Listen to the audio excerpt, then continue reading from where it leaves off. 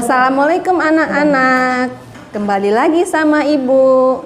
Hari ini Ibu akan membahas tentang pelajaran IPA. Materi kita hari ini yaitu tentang pendengaran manusia.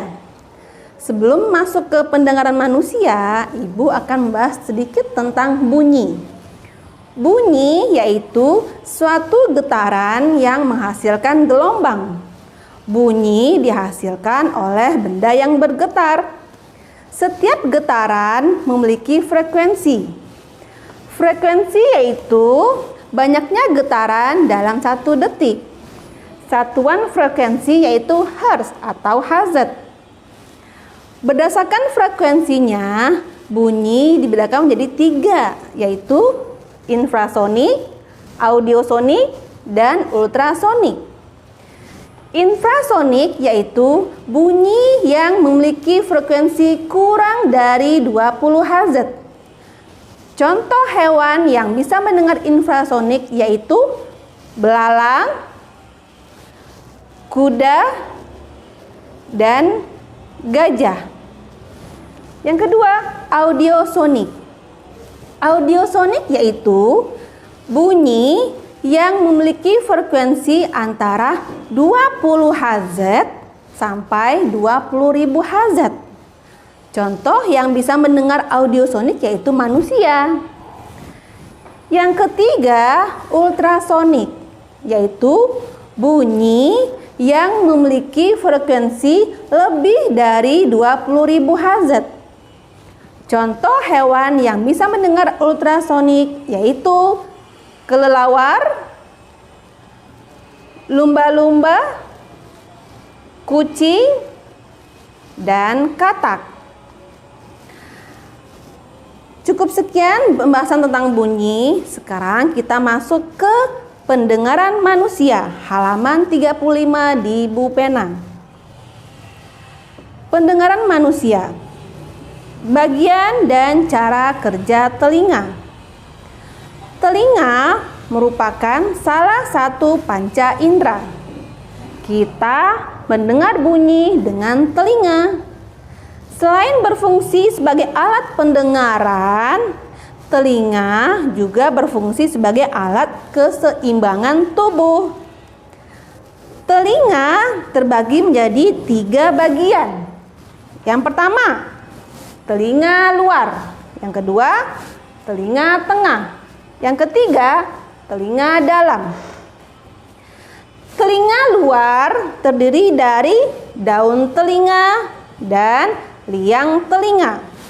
Telinga tengah terdiri dari tulang-tulang pendengaran, gendang telinga, dan yang ketiga, telinga dalam.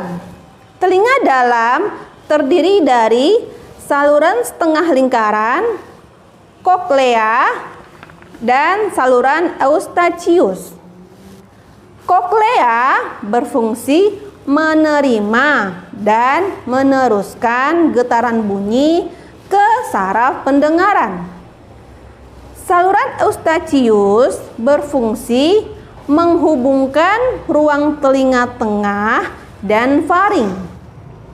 Faring itu adalah bagian yang menghubungkan mulut dan kerongkongan. Sekarang Ibu akan membahas tentang proses mendengar bunyi. Getaran dari sumber bunyi ditangkap oleh daun telinga, merambat di liang telinga. Setelah itu, bunyi menggetarkan gendang telinga dan menggetarkan tulang-tulang pendengaran. Terus ditangkap oleh koklea dan mengirimnya ke saraf pendengaran. Dari saraf pendengaran mengirimkan ke otak dan otak menerjemahkan bunyi yang didengar. Sekarang Ibu akan membahas tentang memelihara kesehatan telinga. Telinga kita perlu dirawat kebersihannya agar tetap sehat. Berikut cara merawat telinga. Yang pertama, bersihkan telinga bagian luar secara teratur dengan sapu tangan. atau air hangat. Yang kedua, jangan mengorek-ngorek telinga terlalu dalam, karena kotoran yang menumpuk dapat mengakibatkan pendengaran dan robeknya selaput gendang telinga. Jika sumbatan kotoran telinga mengganggu, segeralah periksa ke dokter THT.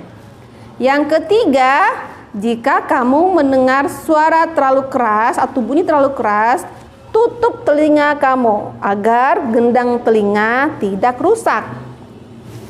Cukup sekian materi hari ini. Jangan lupa nanti dikerjakan halaman 37 latihannya. Hanya 5 soal, ya. Yang pertama, berapa frekuensi bunyi yang dapat didengar manusia? Soal pertama. Soal kedua, apa fungsi lain dari telinga selain sebagai alat pendengar? Tadi sudah Ibu bahas ya. Yang ketiga, apa fungsi saluran eustachius dan koklea? Yang keempat, jelaskan dengan singkat proses mendengar bunyi. Yang kelima, terakhir, mengapa kita sebaiknya menjauhi bunyi yang terlalu keras? Nah, semua soal-soal itu sudah Ibu bahas tadi. Cukup sekian, terima kasih. Assalamualaikum warahmatullahi wabarakatuh.